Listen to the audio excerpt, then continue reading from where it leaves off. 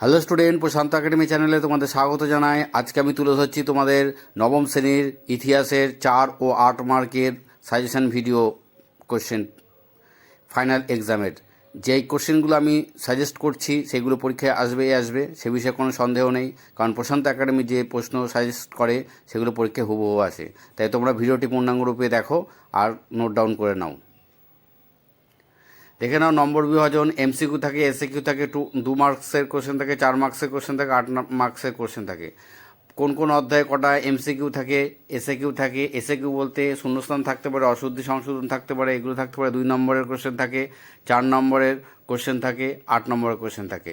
4 নম্বরে কটা, 8 নম্বরে কটা, সেই সমস্ত কোশ্চেনগুলোর কোনগুলো আসতে পারে সেইটাই আমি আমার এই সাজেশন ভিডিওতে তুলে ধরলাম। তোমরা ভালো করে ভিডিওটি দেখো আর নোটগুলো প্রশ্নগুলো লিখে রাখো খুব সুন্দর করে, কারণ এইগুলোই প্রশ্ন পরীক্ষায় তোমাদের আসবে, সে বিষয়ে কোনো সন্দেহ নেই। কারণ প্রশান্ত একাডেমি যা সাজেস্ট করে সেগুলো পরীক্ষায় হুবহু পরীক্ষায় আসে।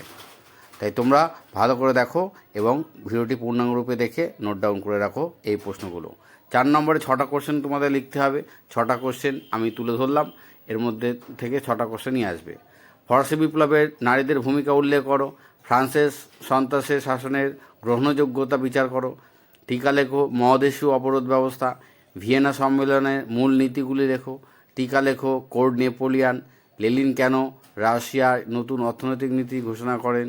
ইতালি ঐক্য আন্দোলনে মাতসিনির কী অবদান ছিল আলোচনা করো। প্রশান্ত একাডেমি উপস্থাপিত এই সাজেশন ভিডিও মোস্ট ইম্পর্টেন্ট, এগুলো পরীক্ষায় আসবেই।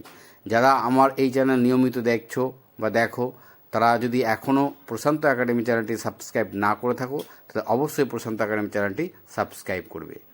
বিশ্ব শান্তি প্রতিষ্ঠায় উড্রো উইলসনের 14 দফা দাবি নীতি কী ভূমিকা নিয়েছিল?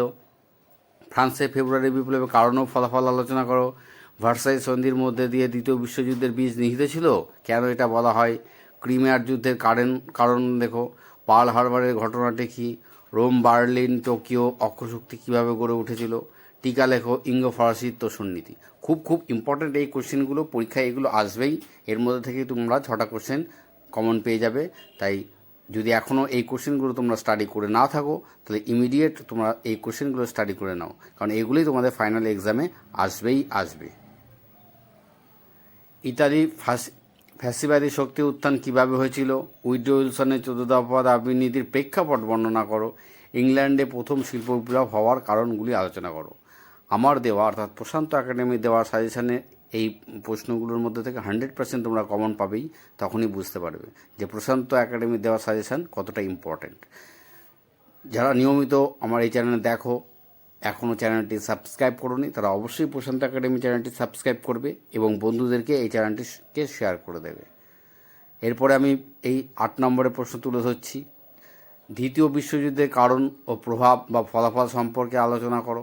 বিসমার্ক কীভাবে জার্মানি ঐক্যবদ্ধ করেছিল? ক্রিমিয়ার যুদ্ধের কারণ আলোচনা করো। এই যুদ্ধের ফলাফল বা গুরুত্ব আলোচনা করো। স্পেনের গৃহযুদ্ধের কারণ ও ফলাফল আলোচনা করো।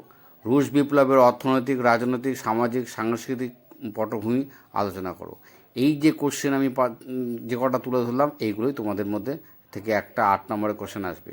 আমার দেওয়া এই সাজেশন ভিডিও যদি তোমাদের পছন্দ হয়, অবশ্যই একটা লাইক করবে, প্রয়োজনে কমেন্ট করবে এবং বন্ধুদের মাঝখানে চ্যানেলটি শেয়ার করে দেবে। যারা আমার এই চ্যানেলটি দেখছো, তারা অবশ্যই চ্যানেলটিকে সাবস্ক্রাইব করবে, প্রশান্ত একাডেমি চ্যানেল। যদি আমার এই ভিডিও তোমাদের ভালো লাগে, অবশ্যই চ্যানেলটিকে সাবস্ক্রাইব করবে আর নিয়মিত দেখতে থাকবে।